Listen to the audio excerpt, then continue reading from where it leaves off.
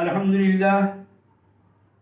للہ وحدہ والصلاة والسلام علی من لا نبی بعدہ وبعد. میرے محترم سامعین و متابعین، آج کا موضوع درس القرآن کلام اللہ، القرآن کتاب اللہ ہی ہے. یاد رہے کہ قرآن کریم کو خود قرآن کی متعدد آیات میں قرآن کریم، قرآن مبین کہا گیا ہے، اور اسی کو کتاب کہا گیا ہے، الکتاب کہا گیا ہے.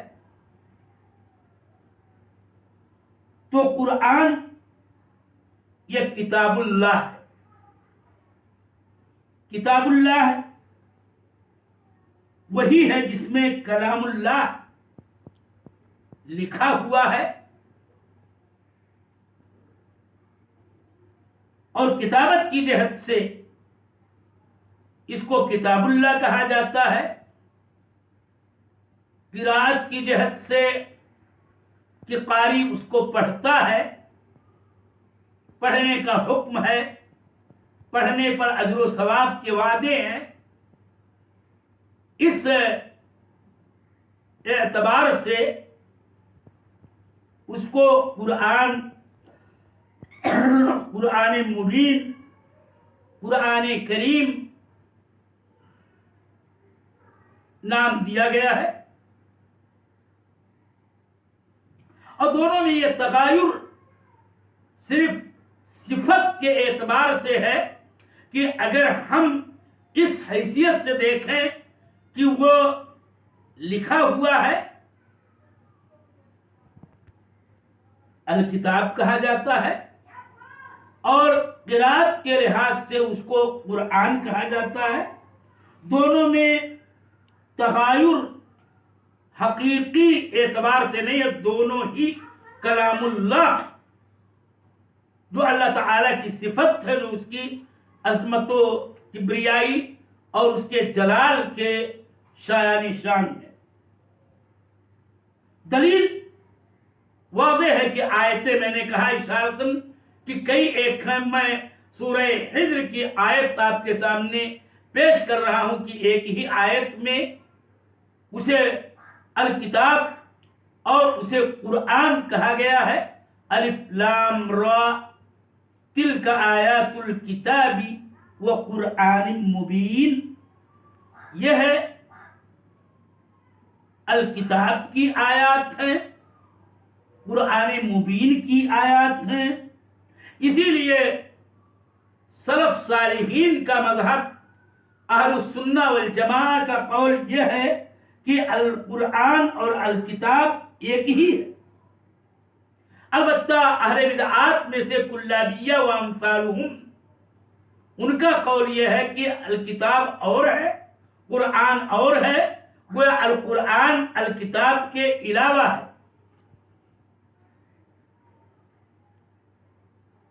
جبکہ ان کی یہ بات دلائل کی روشنی میں بالکل ہی درست نہیں. قرآن کے بارے میں ایک اور نکتہ جو ہمارے عقیدے کا حصہ ہے کہ قرآن کریم منزل اور منزل من اللہ ہے. جیسا کہ اللہ تعالی نے خود کہا قل نزلہ روح القدس من ربک. اگر ہم قرآن میں انزال و تنزیل اور اس کے صیغ پر غائرانہ نگاہ رکھیں تو یہ بات سمجھ میں آتی ہے کہ اس کی کئی قسمیں ہیں، اور وہ یہ کہ کہیں پر انزال و تنزیل مطلقاً وارد ہے، یعنی اللہ جل وعلا کی طرف سے ہونے کا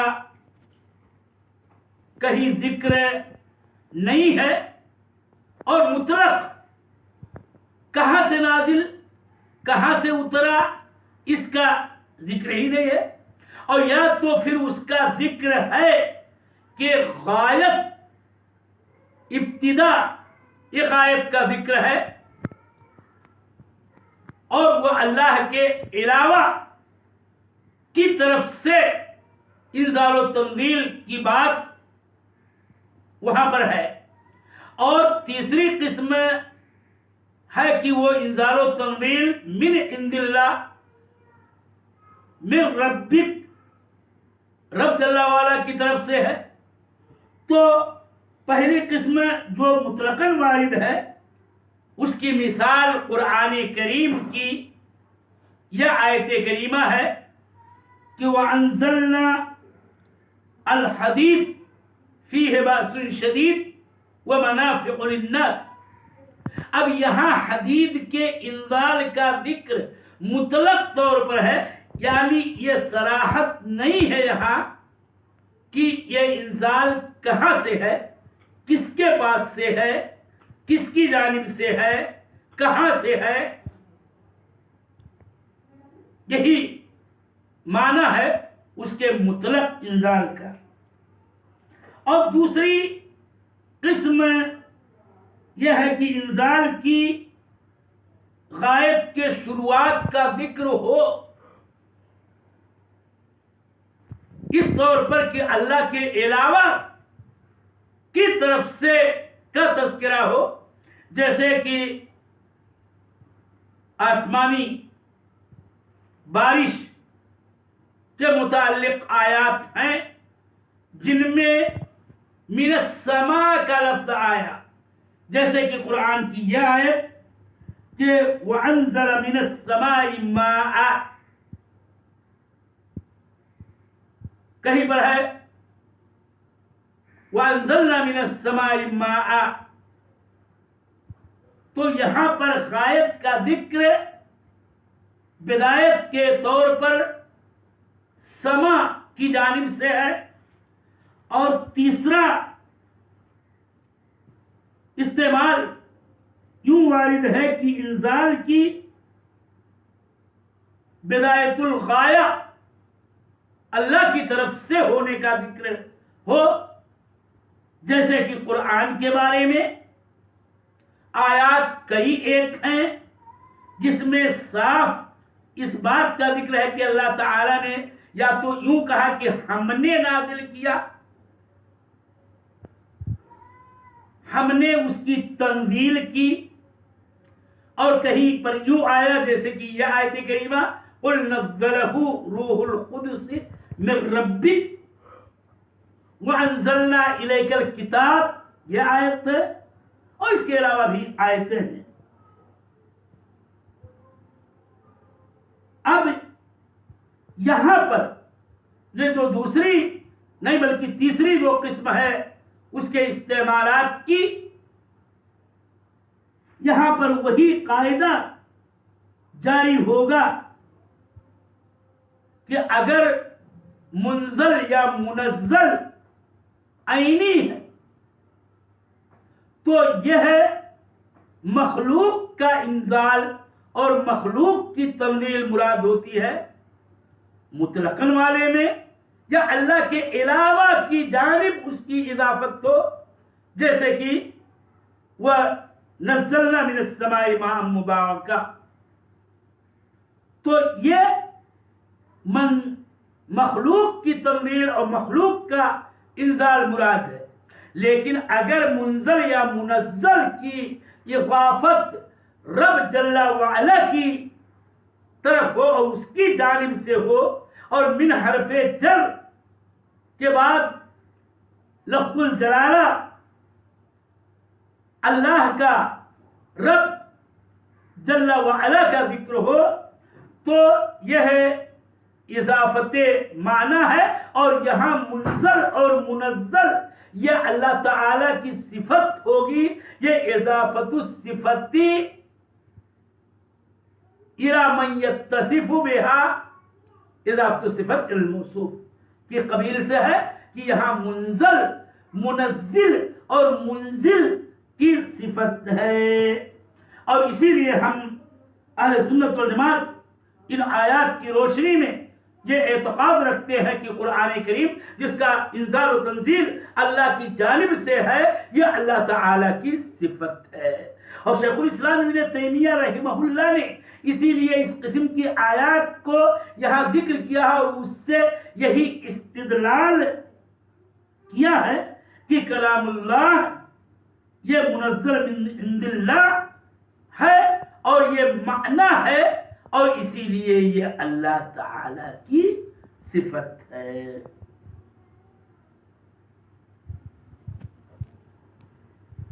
اور تفصیل کے ساتھ ہم یہ کہتے ہیں اور یہ اعتقاد رکھتے ہیں کہ کلام اللہ حروف و صوت کے ساتھ ہوتا ہے اور مسموع ہوتا ہے.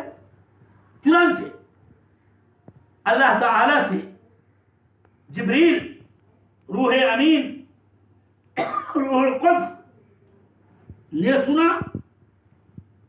اور اللہ تعالی نے اس کو نبی صلی اللہ علیہ وسلم تک پہنچانے اور اس کی تبلیغ کرنے کا حکم دیا ہے. اور یہی کلام اللہ قرآن ہے، یہی کلام اللہ الکتاب ہے.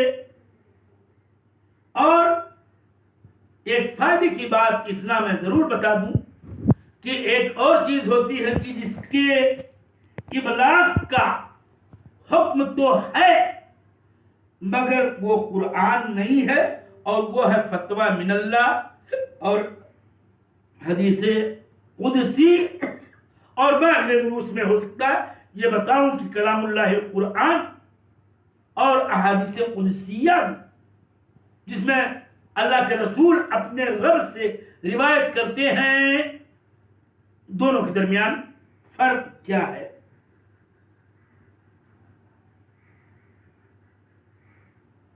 اس کے بعد یہ اہم فائدے کی بحث آپ سماعت کریں کہ قرآن کریم کلام اللہ کی حیثیت سے اس کے کئی مراتب. پہلا مرتبہ قرآن کا ہے مرتبۃ الکتاب. اور مرتبۃ الکتاب کا مطلب یہ ہے کہ اللہ تعالی نے اس کو کتاب میں لکھا اور لوح محفوظ کے اندر اس کو کر دیا. کما قال تعالی بل هو قرآن مجید فی لوح محفوظ. اس مرتبے کو قرآن کے مرتبہ الکتاب کہا جاتا ہے. جیسا کہ اثر ابن عباس رضی اللہ تعالی عنہما میں مروی ہے کہ قرآن کو ذکر سے الگ کیا گیا اور اس کو بیت العزہ میں رکھ دیا گیا سمائے دنیا پر. چنانچہ جبریل رب جل وعلا کے اذن سے اس کو نبی صلی اللہ علیہ وسلم تک نازل کرتے رہے اور یوں بیت العزہ کے اندر الکتاب کا یہ مرحلہ ہے. اسی لیے جب پہلی بار اللہ تعالی نے اپنے آخری نبی کو نبی و رسول بنا کر کے مبعوث کیا تو وحی کی قرآن کریم کی اور آسمان دنیا سے بیت العزہ میں الکتاب کو اللہ تعالی نے تکلم کیا اور مختلف وقائع و حوادث کے مواقع پر 23 سال کے عرصے میں اجمالی طور پر میں بتا رہا ہوں کہ 23 سال کے عرصے میں قرآن الکتاب اللہ کے نبی صلی اللہ علیہ وسلم پر اتارا گیا. اسی لیے قرآن اللہ کا کلام یہ قدیم نہیں ہے جیسا کہ کلابیہ وغیرہ کہتے ہیں بلکہ اللہ تعالی نے اس کو جب اتارنے کا ارادہ کیا تو اس کے ساتھ وہ تکلم ریز ہوا اور جیسے چاہا جو چاہا وہ بولا، اور جبریل نے اس کو سنا اور اللہ کے حکم سے اس کو نبی صلی اللہ علیہ وسلم کے قلب اطہر پر اتارا، اور یوں جبریل نے کلام اللہ کی تبلیغ کی ہے۔ تو قرآن کا دوسرا مرتبہ مرتبہ کتابت بھی ہے۔ ایک مرتبہ مرتبۃ الکتاب اور ایک مرتبہ ہے مرتبۃ الکتابہ، رائٹنگ کا مرتبہ، لکھاوٹ کا مرتبہ۔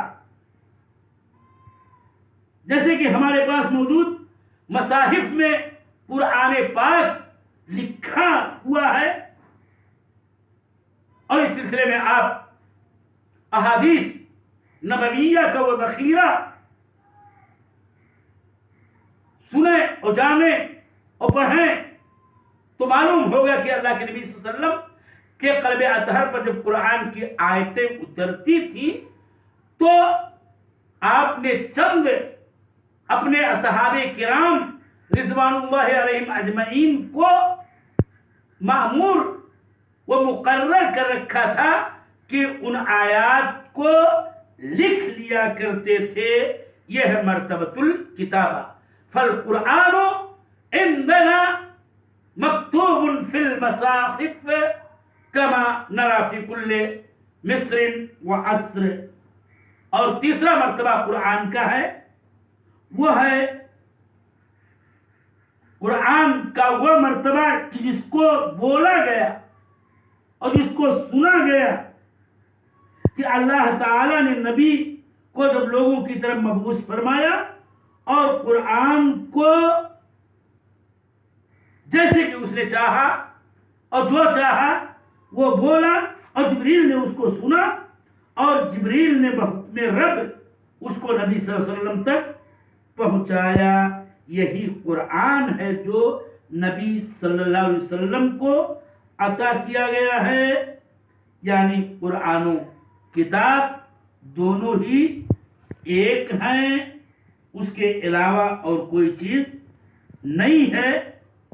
اور یہی قرآن کلام اللہ ہے، یہی کتاب کلام اللہ ہے، اور کلام اللہ اس کی صفت ہے۔ کما ذکرنا ذالک مرارا و تکرارا۔ کل کے درس میں ہم کلام اللہ القرآن اور احادیث قدسیہ کے درمیان فروق کو بیان کریں گے، جیسا کہ ائمہ اسلام نے اور مستند علماء اہل سنت نے بیان کیا ہے۔ جیسے کہ آپ اور ہم احادیث میں یوں بھی پاتے ہیں کہ النبی صلی اللہ علیہ وسلم یروی عن ربہ جل وعلا، اور ایسی ہی حدیث کو کہ جس میں نبی صلی اللہ علیہ وسلم اپنے رب عز و جل سے روایت کرتے ہیں، ان کو احادیث قدسیہ کہا جاتا ہے۔ فَمَا الْفَرْقُ بَيْنَ الْقُرْآنِ وَبَيْنَ الْحَدِيثِ الْقُدْسِي۔ اس کا ذکر ہم کل کے درس میں انشاءاللہ کریں گے، اور ساتھ ساتھ یہ بھی بتائیں گے کہ تلاوت اور متلو اور قرأت اور مقروء کے درمیان بھی دقیق سا اہم اور بنیادی فرق ہے، اور ہم یہ جاننے کی کوشش کریں گے کہ قرأت اور مقروء اور تلاوت اور متلو کے درمیان کیا فرق ہے۔ اسی قدر پر ہم آج کے درس میں اکتفا کرتے ہیں۔ اللہ تعالیٰ سے دعا ہے کہ بارے الہ ہمیں عقیدے کی معرفت عطا کر اور منہج سلف کے مطابق اپنے ایمان اور عقیدے کو پوری ثبات قدمی کے ساتھ اپنانے کی توفیق دے. وصلی اللہ